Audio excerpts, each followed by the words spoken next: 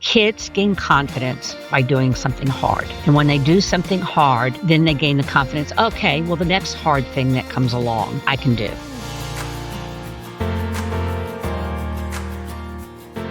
Hey, Lisa, thank you so much for joining us today on the Worthy to Lead podcast. We're so glad to have you here. Well, thank you very much. I'm looking forward to it. It's my pleasure. So I really want to just jump right in and ask you, what originally drew you to Taekwondo? And how did that journey from just being like a personal interest or a personal discipline really evolve into something that applies to leadership for you?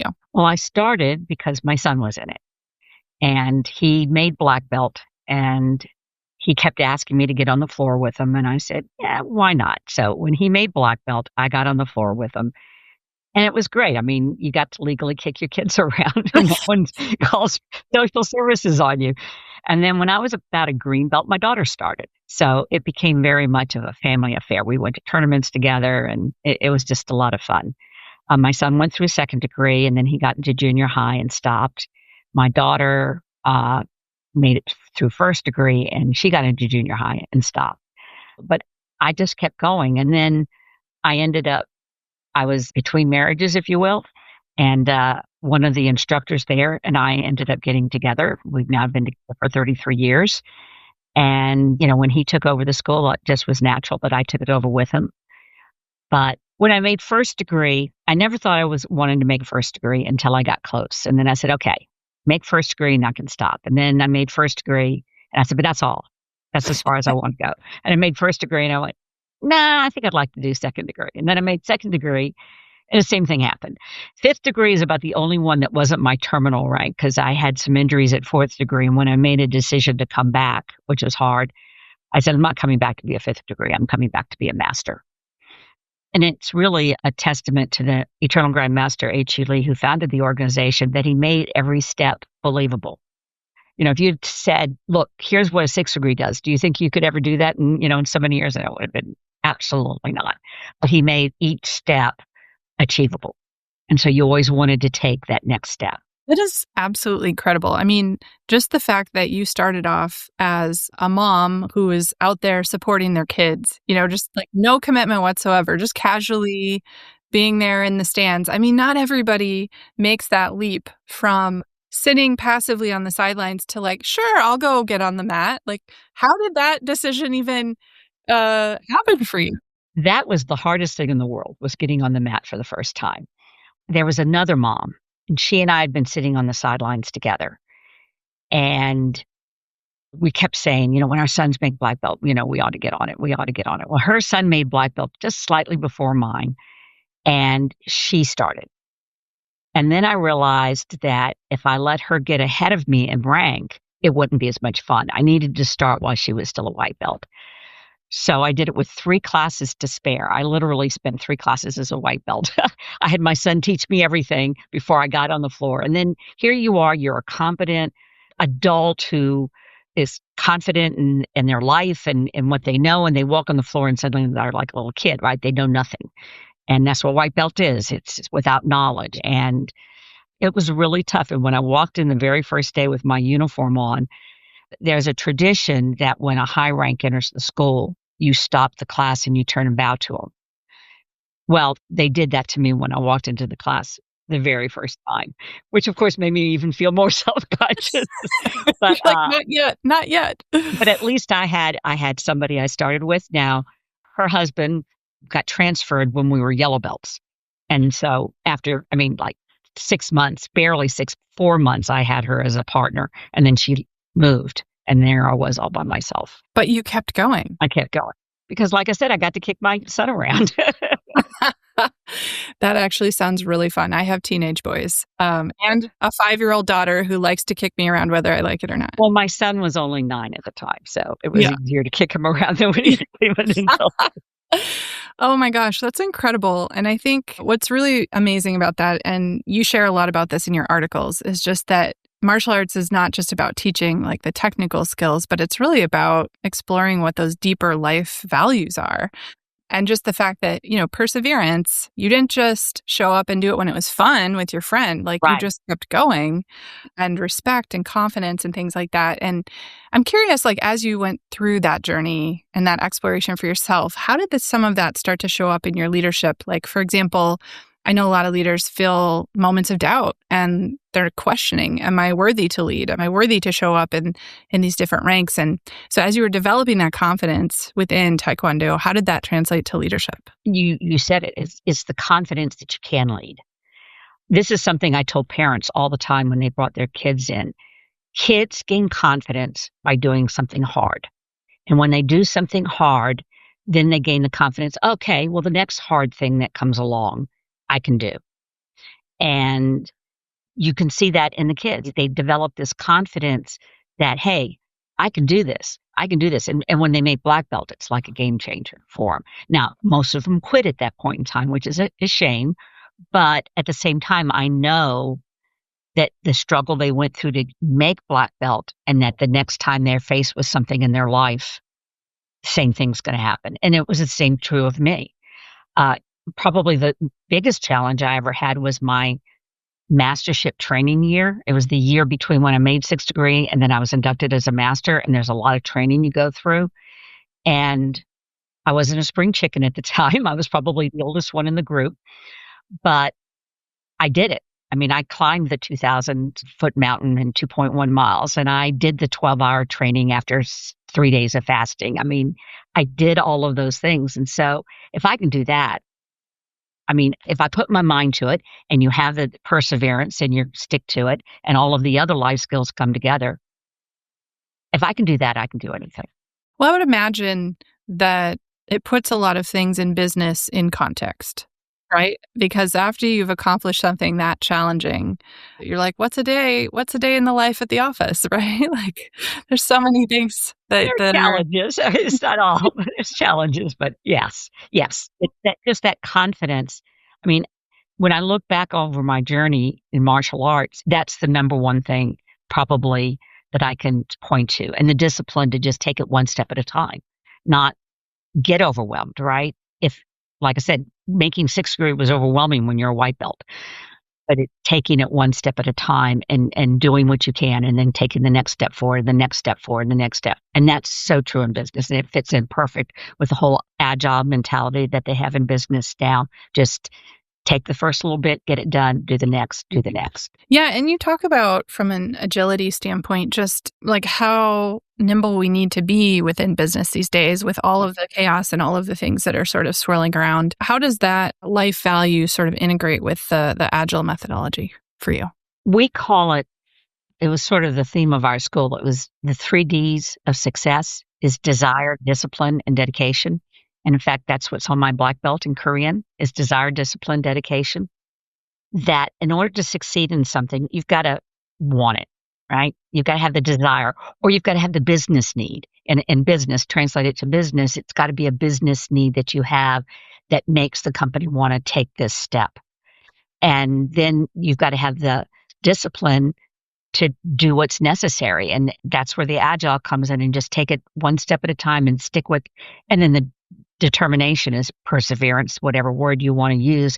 It's keep at it. Even if it doesn't work the first time, pivot, try again, pivot, try again. And eventually you're going to achieve that goal. And I think what's so challenging sometimes for people is they get stuck in that messy middle, and it feels difficult, and they don't see the end coming near. It's like, oh, this is so hard.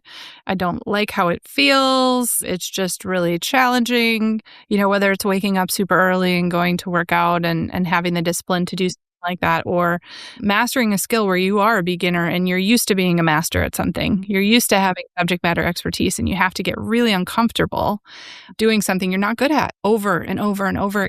So I'm curious, as you sort of went through that journey yourself, what was it that helped you on those days where it felt really tough and you didn't see the outcome of the next level quite yet? It's never losing sight of where you're going.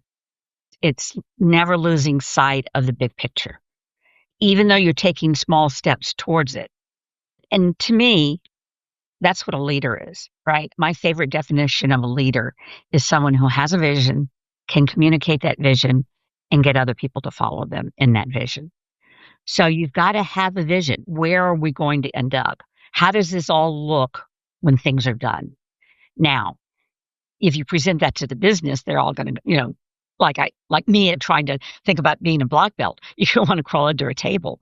But if you break it down, you know where you're going. And if you don't know where you're going, you can't take the steps in that direction. A step may take you in totally the wrong direction. You've got to understand so that you're constantly moving in the right direction. So you've got to know where you're going, but then you've got to take those small steps and know what the small steps are that are going to get you there.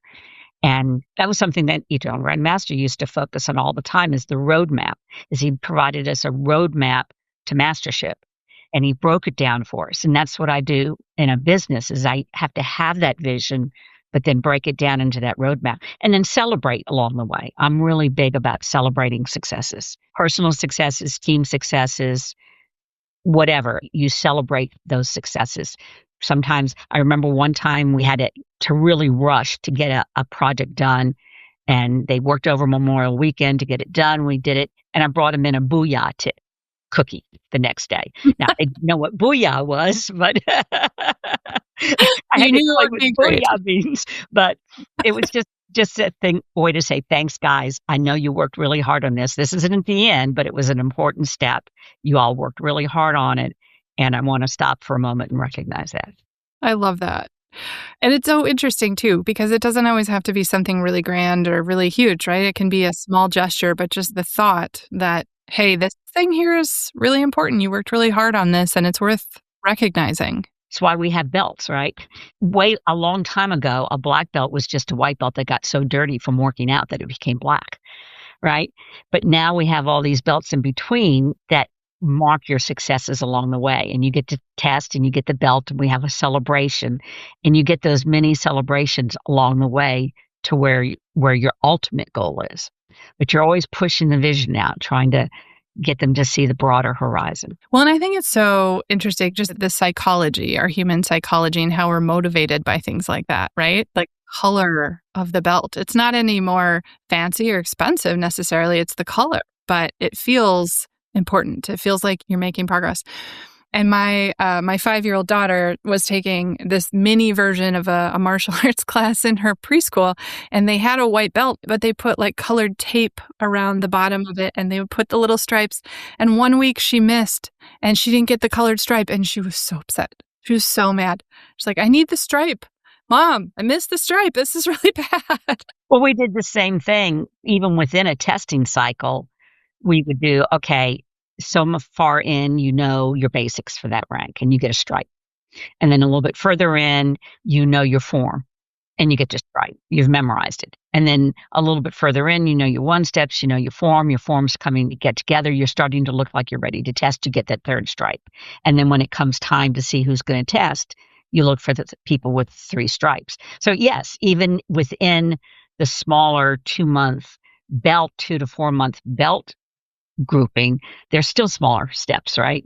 Just to so you can keep moving forward and you don't get stuck going around in a circle, right? Or wondering, am I making progress? Am I getting there? One of my other favorite things I did is I had a team, name of the company started with a Q. And so they had all these different teams that all started with Q, but we were just operations, IT operations. So we started calling our team Q Ops. And every month I would do the statistics and I would give out, and it was the person who had closed the most tickets and the person who had made the most progress towards a project we were working on. And I had a 007 badge that got the person who closed the most tickets and the person who made the most progress, fastest progress on a project got it was the Aston Martin from Skylark, and it was a Hot Wheels special edition, and they got that. And then the next month whoever got it the next month. And they used to laugh about it. They proudly displayed it at their desk, and they've got the car, and then the next month they turn it over to somebody else, and or whoever else was next. And it was just became a fun thing to motivate people and keep them moving forward. Because sometimes you can get stuck in the day-to-day grind of doing one more side kick, doing one more, hook kick. And it's tougher. And that's the other thing interesting in our style of martial arts. Color belts, you're going every 2 to 4 months. First degree, you got to be a first degree for a year. You've got to be a second degree for 2 years, a third degree for 3 years, fourth degree for 4 years. So you're extending the amount of time before you can make, and you don't have built in all of those natural steps. So you've got to figure a way of self-motivating yourself. What are the victories you're looking for? What's going to show you that you're progressing properly so that you're ready to test in 6 years or whatever it is? How do you continue that motivation when it's a period of years that you're waiting? Tournaments help. Tournaments help because that's a good way of measuring your progress on your form. So that helps. You start developing a sense of when a form feels right, when you start getting the flow of it and it just kind of feels right to you and your techniques seem to come, effortlessly. So you're working towards that. I always chose a song to go with starting at fourth degree, a song to go with it so that I could work out the pacing and make it better flow on the form. So, you find ways to do that. It sounds almost like creativity. Like there's an element where you start to become a master at something and there's a flow to it and it starts to be beautiful and you feel it rather than feeling like I have to work hard. It's the art side of the martial arts, right? You have to work hard. You don't have to work Yeah. hard, but yes, you get in the groove. And again, it's that confidence, right? You know the pacing. You are becoming a master in the art. I mean, you're starting to really understand it. You're starting to make it your own. They're not nearly as restrictive at the 6th degree form about how you do certain techniques because you're expected to understand that now and to do what's right for you. And so you just kind of get in the flow. And again, that's no different than in business, right? In business, that's what you want your team. You want to get your team into a flow, into a way of working together that they're comfortable, that it works nice, that they've got good camaraderie, that you take those moments to succeed. They enjoy being together. They work hard towards the next goal.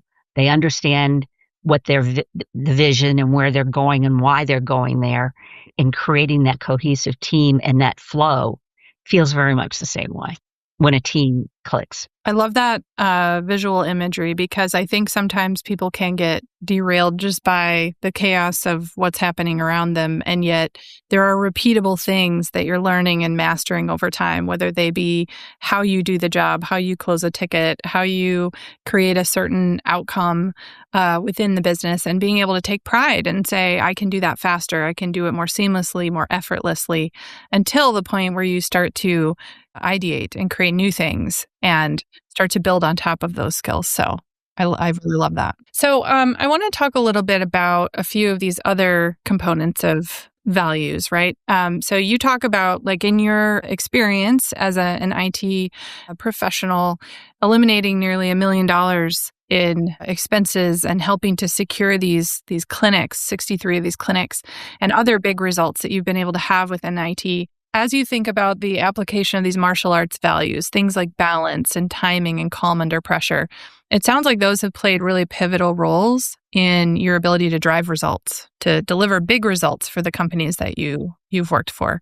So I'm curious how those things help you when you approach those business challenges.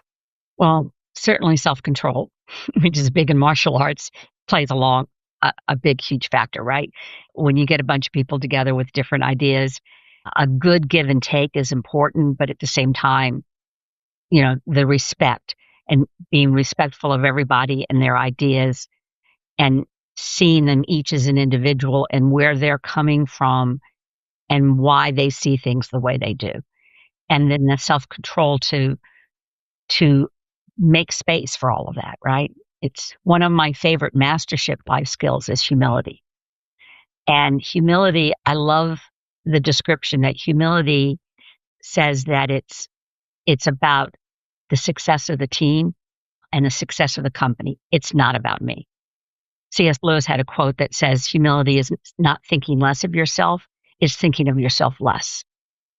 And so it's stepping aside and showing the respect to other people and allowing them room to bring up their ideas and to try to understand their point of view so that that you're able to collectively come up with the best solution and the best way forward. Respect is one of those words. It's like one of my favorite words in martial arts because I think it's so misunderstood. Most people confuse respect with courtesy. Be respectful. Say please, thank you. That's being courteous. Respect actually comes from the Latin word spectacle or spect. So spectator, spectacles, eyeglasses. It means to see. And means to see again. So respect is to see a person again, to see who that person is, see beyond the surface, beyond even maybe some of their blustering or whatever, and really look to the person inside and who that person is and the value that person brings. And it doesn't matter whether you're the CIO of the company or the person who takes out the trash. Every person in the company, you deserves respect, and you need to actually see them for who they really are. Yeah. And that's interesting that you make a differentiation between courtesy, which maybe feels like deferential, I'm just doing this because I'm supposed to, versus the idea of respect is far deeper and more meaningful and has an impact on the other person, being seen, being recognized, feeling like their opinion is worthwhile. And I would assume that gets you a very different response. Yes. Courtesy is about the social niceties that grease the, the life. And it's, it's being polite and saying please and thank you and courteously not talking over somebody else or whatever, even though you may be thinking 1,000 miles about what you want to say next. Yeah, respect is a totally different thing. So when you think about a situation, a typical business situation that you encounter where someone could maybe move past that and not show respect, like how do you go and approach that situation differently with the lens of respect? Like what things would you ask or look for? I've dealt with a lot of people who aren't respectful. I've had some bosses or bosses or whatever who really didn't think highly of people, so it didn't show, right? They just did the perfunctory things that were necessary, societally. But beyond that, they had no real respect for the person. I can't change them. I can't make them who they're not. I can only choose to be who I am and to stick to my values and try to understand them to the extent I can, to understand where they're coming from and why they are the way they are and what their pressures may be. And it doesn't necessarily excuse it. And I'm not trying to excuse away bad behavior, but the more you can try to see that person, the easier it is for you to deal with it, right? Because it's ultimately, you're not going to change them. We had an expression in martial arts. We used to call it bow to the belt. There were a couple of high ranks in the organization that as people, I didn't have a lot of respect for. And yet they say respect for your seniors. And so that's when you start delving into what do you mean by respect? Well, these people were high ranks and they knew more about martial arts than I would ever hope to know.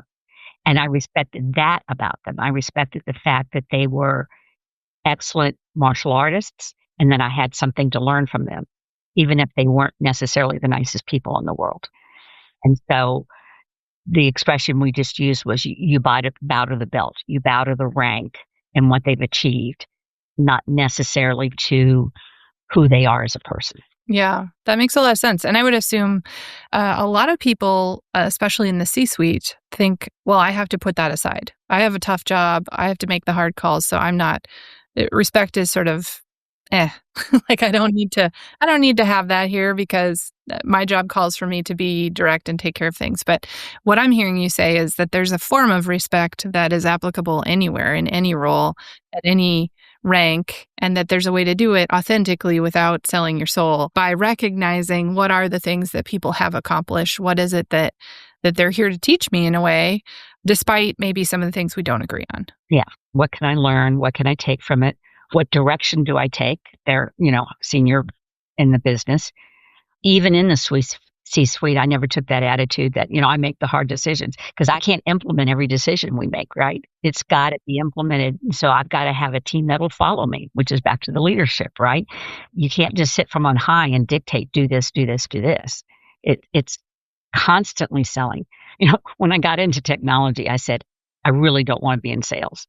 I really don't. They kept trying to pull me out of technical into technical sales. And I said, I don't want to be a salesman. I don't want to be a salesman. Well, I am a salesman because I'm Yeah. selling my vision all the time, both higher up and further down, about why this is the right place. You've got to be able to articulate the vision you have and make it what's in it for me from the other person's point of view. You've got to be able to articulate what's in it for me, whether that's the CEO of the company or whether that's one of the people who's going to have to do multi-factor every time they log onto their computer and hates it. You know, Yeah. it's about selling that vision. So yeah, even from the C-suite, I've never taken the attitude I can just sort of dictate and say, I know what's best and this is what we're going to do. Well, and I think too, a lot of what we talk about on this podcast in Worthy to Lead is that there are certain elements of being a leader and values that you want to root into that are non-negotiables. They're things that you want to build over time, and it doesn't change if you leave the company. It doesn't change if you leave and go to another level. It's the type of leadership that we need more in this world is, values aligned kind of leadership where people know what to expect from you. They know who you are as a person, and you can have that integrity. And I know you talk a lot about like integrity and things like that and being consistent regardless of where you are. Integrity is another one of my favorites. And because integrity to me is it's not the same thing as truthfulness. Integrity and truthfulness are not the same thing. Integrity is about being an integrated human being. And so your actions and your thoughts and your words and who you are here and who you are at home, they're one integrated human being. You're not saying different things to different people or something like that. And I love these companies that have one of their core values is integrity. To me, integrity is the result of living your core values. It is not a core value. It's the result of living your core value. And so when the business acts and thinks and behaves the same way with various people in the company or across different areas, then that company is acting with integrity. So you've got to be true to your own integrity and to the company's integrity, what they value and what, as long as it's consistent, right? And as much as you can, reach alignment between those. Well, I know you had a quote called out on one of your articles that really gets at the heart of that, which is, the things that we're thinking that then become the words that we say, the actions that we take, the habits, the behaviors, the character that we're developing, how all of those things are aligned. And so you kind of have to have alignment all the time in the different circumstances, both to show that you have integrity, but also because it becomes the destiny of where you're headed as a person, as a leader. They're all connected. Yeah, your thoughts end up creating your character. That's important because I think sometimes we think like, oh, it's just this one thing. I'm just doing one off. I'll just do it that way. Or but every one of those instances is either leading towards something that you want to become or leading towards something you wish you weren't becoming, right? And then that's when you have a decision to make, right? Yeah. Yeah. Am I going to continue down that path or am I going to change my thoughts and my behaviors and my actions and what I do to be more in line? Brings to mind another one of our favorite things we used to tell our kids was in the school, our students, adults and kids, was life is a grindstone. And whether it grinds you down or hones you up depends on what you're made of. Oof, I like that one. I haven't heard that one before. Yeah. Oh, that's cool. Speaking of grinding you down, sometimes we have moments of failures, right? But I know you like to think about failure as a teacher. And you've talked about like creating a climate, whether it's at your school or whether it's in business, where failure is not just accepted, but it's actually encouraged. And I'm curious just if you have any stories about just failure in general, where, you really saw that turn into something that created success. I think my whole career says that because there've been failures in the career and I've moved on and I've done something, but everyone has been a better, I've learned from it. I've gotten better and better at what I do, right? With every interaction. So my whole career is a testament to that. But I did think of a story about a young man who worked for me, and that generation, that we complain about all the time. And, and he didn't show up for work for a week. And he called one of his teammates and said his dad was in the hospital. And then he was in the hospital with his dad. And he was right in the middle of a pretty important project when this happened. And so I told the other team member, I said, tell him he needs to talk to me. Calling your teammate is not giving notice that you're not going to be at work, right? And he texted me and I said, I need to talk to you. And so he called me when I wasn't available. And then I called him back and then he texted me again. And I said, this isn't enough. You can't just text. I need to speak with you. I need to know what to do. And I mean, and if he had said, look, my dad's in the hospital, that he's on his deathbed, the whole family's there, I need 2 weeks. Fine. I understand. I mean, I've been there, but it's the not talking to me. So I don't know what to do with his projects. And then I started checking at the end of the week with HR about at what point does he just sort of abandon his job. And Monday, we terminated him. Oh, I remember what was the turning point. I was still struggling with, because his dad was sick and everything. Well, that Sunday was Father's Day, and he had posted on social media a picture of him in his backyard in a swimming pool with a drink in his hand going, hey, shout out to all the fathers out there, big grin on his face and stuff like that. So I said, yeah, this is not cool. So we terminated him. And then he tried to log in to do some work and couldn't. And then he called me.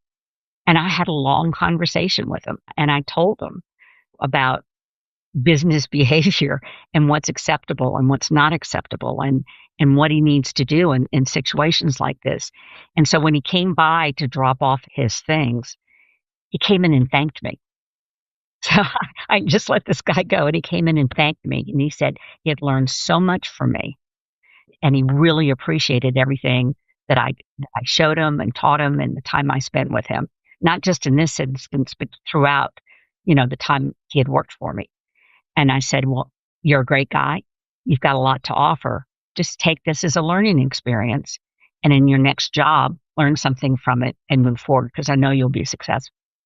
They just don't know how to proper behavior in business, right? And they've got to almost be taught from the ground up. And it was a hard lesson for him. But, I think at the end of the day, he'll land on his feet. He'll be fine. And so whenever I think about taking those lessons from failure, it comes to mind, because how many people do you fire and then they come and thank you? Exactly.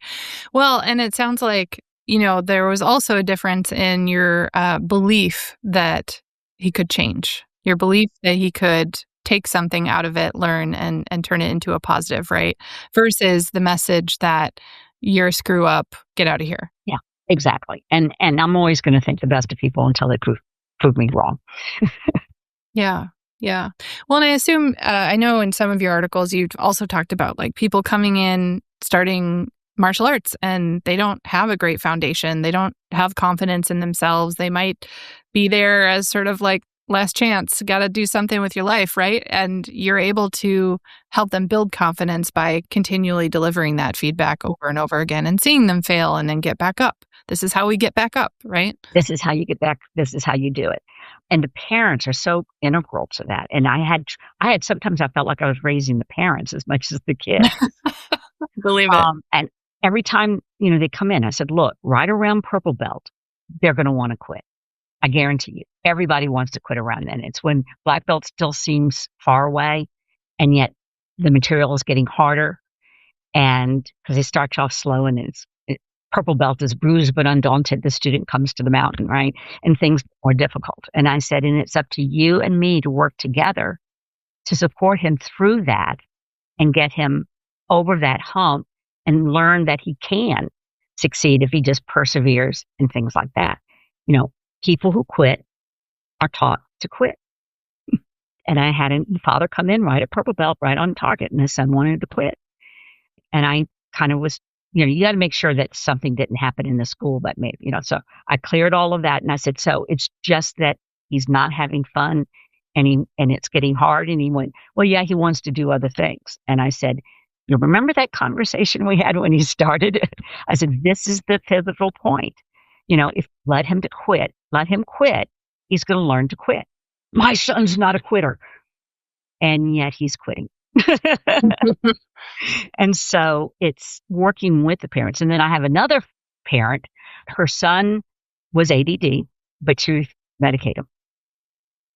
And she said, he just needs to learn to control his behavior. And he was one of our greatest success stories. I mean, it was amazing to see him for where he couldn't even stand still on a dot. And to the point where he was, when he made black belt and was going on to second degree, that he was fully in charge of that. And that was he was just going into high school at that point in time. So I had him, in those late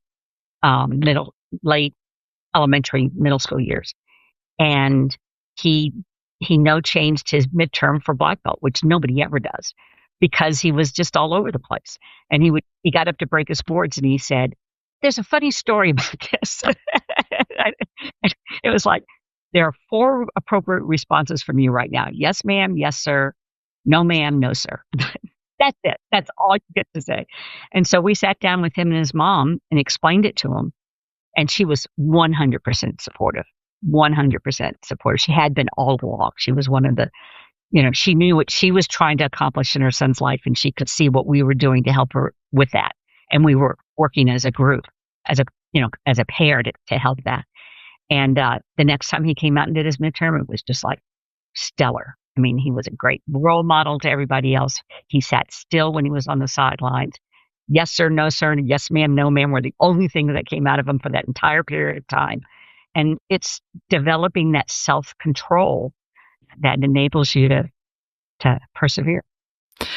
What a cool story. I mean, that just gives me goosebumps, thinking about that development, like how much can be developed within anybody. Had another student who came in, and his mom, actually my priest, enrolled him and paid for it because he was getting into high school and he wasn't hanging with the right group of people and he was going down the wrong path. And he came in and started working out with us. The priest paid for his dues and testings until black belt. But during that time, he did have some issues with some drugs, and we had to deal with that. And it got to be a point where he didn't want to disappoint. Actually, it was my husband, Master Sears. He didn't want to disappoint Master Sears. If he thought he would just break down. And he ended up graduating from high school with honors. He had his program with Chevron. He went to community college and then Texas Tyler Engineering School, then went to work for Chevron, and he's still working for him. And when he graduated from high school, his mom turned to me and she said, "We did it." Oh, how gratifying. Yeah. That must be. It was that. I think that's probably the thing that was more important than me making 6th degree and master is the lives that I've touched during that time. That's what fits into my personal passion is service. That's just, it's why I've got a master's in theology, right? It's what I loved about Taekwondo. It's what I love about running teams and business and being able to be of service to the company and to my team. And they both have to be represented. And how can I be of service? In fact, the other day, one of the owners called me, he had some questions, and I picked up the phone. I said, "How can I be of service to you today?" I don't know what made me use that particular phrase, but that's what I said. How can I be of service to you today? And so that's really one of my passions. And thinking back to all the students over a 30-year period of time that I touched as an instructor in Taekwondo, it's very gratifying. And it's so interesting to also see that mindset applied at work, because a lot of people think about, okay, I'm at this company, I support the people, and then we part ways and never talk again or something. But I've also found that, over time, across jobs, across careers, there's this, I don't know, it does feel like a sense of pride in being able to develop someone over time and to see them grow and gain those skills and have the wins. It's just such a wonderful feeling to be able to invest in people in different ways over time and have that kind of pay off as well. In my last job, I turned this team of basically geek squad, $20 an hour guys into professional IT people. Some of them couldn't handle it, didn't want it, and left. And the others rose to the occasion. And there was one guy who really rose to the occasion, very young. When I got him, he was 2 years out of school. And then I made him a lead, which gave him some responsibility for purchasing and some other things. And then after I left and the manager left, he got promoted to manager. And then Sim offered a scholarship to a team member of one of the members that shows the most promise, and it was their emerging leadership program. It's about a $2,000 program, and they were going to offer a scholarship to one person. And he won the scholarship, and he got to do this emerging leader program. And now the company's been bought out. He's got a job, a management job or a leadership job in the new company. And it's just, I take the same pride in him that I do in my Taekwondo students when I see them succeed. I mean, but he took it. The other guys didn't want it, right? I gave them all the opportunity, but he took it and he ran with it, and he developed, and he kept outrunning his position, and he kept doing. There were others that took me up on it, and they had different paths, but he just really, and he started to blossom when he had that responsibility, right? When he was actually able to do more. And I talk about pushing my team to be everything they can be. And then I say, and a little bit more than they think they can be, right? You don't want to stop at the status quo. And it's just joy to see how he's developed in his career. Yeah, well said. I love that. All right. Well, just to maybe put a bow on our conversation today, I'm curious if you could maybe bottle up one lesson from your school and hand it to every new leader, what would it be and why? Passion. Because passion is your life philosophy, right? And it's your purpose in life. And when you're living integrated with your purpose in life, that's when great things happen. And if everyone could feel that passion, the saying that says, if you love what you do, you never work a day in your life. But you got to find, in any job, there's a way to find passion. My passion is in service, right? I can do that in a number of different ways at work, with sim, with Taekwondo, at the church, wherever I am, I can be of service and I can live that passion. So you don't have to necessarily be passionate for the job that you have, but you have to be passionate about something and bring that passion into work and bring your life's values and philosophies and everything that you are into that job. That would be probably the number one thing I'd want every leader to have. So as we've been talking just about service and what that really means to you across these different dimensions, you've also talked a little bit about your experience with the SIM Houston chapter and really helping to nurture the next generation of tech leaders. So I'm curious, what really excites you about that work, and how do you see your martial arts philosophy impacting service there? SIM has 3 pillars. One of them is networking, and it's, having somebody in the room I can call when I have an IT. Hey, who did you use for this? Who do you use for that? That's great. A lot of organizations do that. Second pillar they have is service, is outreach. They really believe in giving back to the community, both money and in time, to help STEM programs in Houston area. And the third pillar is education. And I mentioned one of the people who worked for me and getting him into their Emerging Leaders program. And again, of being of service to this next generation of leaders that are emerging. They've got another program for young managers looking to go to the next level. They even have an executive training if you're looking to get into the executive level. So in terms of the outreach in Houston, we have 3 great organizations. We have more than 3 that we support, 3 that I've been personally involved in.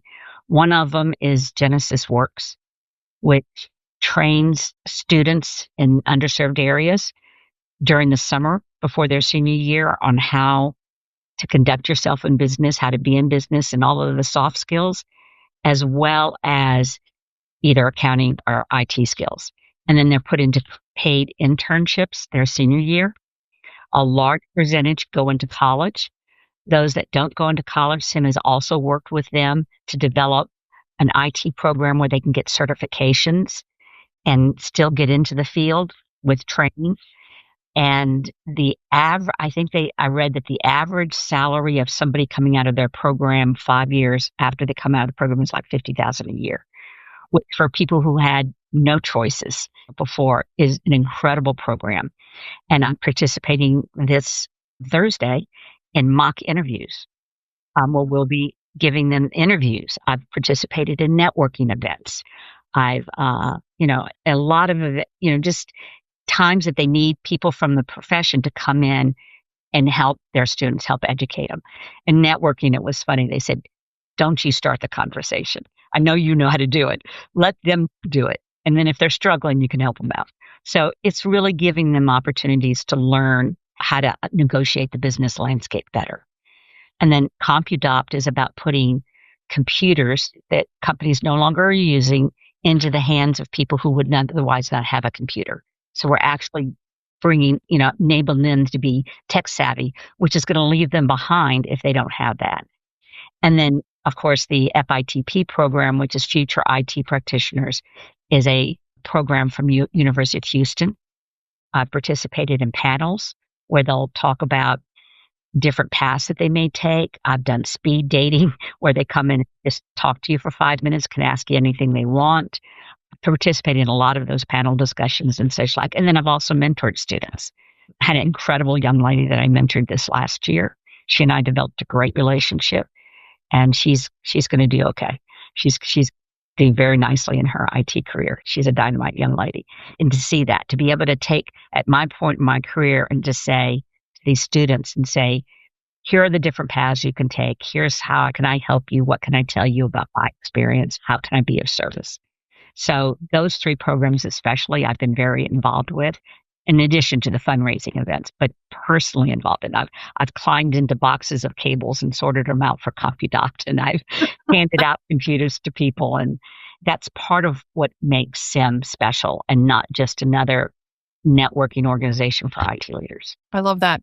There's something beautiful too about just the idea of being able to pay it forward and having that built into your rhythm, just continuously paying it forward to the next generation. I mean, it sounds like it's such a big part of just who you are. Yes. And again, like in martial arts, by the time you're a master, as an instructor, you're mentoring color belts or students. As an instructor, you're mentoring students. As a master, you're mentoring instructors, right?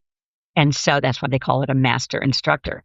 And so it's about you get to a certain level and it's time to pay it forward or pay it backwards or whatever, to pay back to the people who took time with you and encouraged you and made you see that you could actually do this. And there are some very important people in my life throughout martial arts that came into it at the right moment to say, you can do this, and made me believe in myself. I owe that to the next generation of students coming up. And I think that everyone has something to teach others because you're always a few steps ahead of someone else on their journey. So even if you don't have 20 years of experience or 40 years of experience or whatever it looks like, you're still ahead of someone else, and there's always something that you can give back. Yes, I agree with that. Awesome. Well, on that note, if our listeners would like to learn more about you, where would be the best place for them to find you and connect?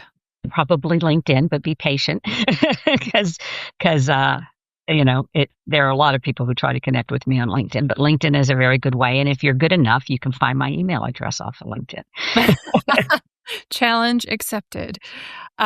We also have the articles that you've written, which are really lovely, and we'll make sure and put those in the show notes for people so that they can go back and read a little bit more about some of these values that you describe and the stories that are in there. Some really great stories. It's just been such a pleasure to read and also just get to know you a little bit better and hear how all of this comes to life for leadership.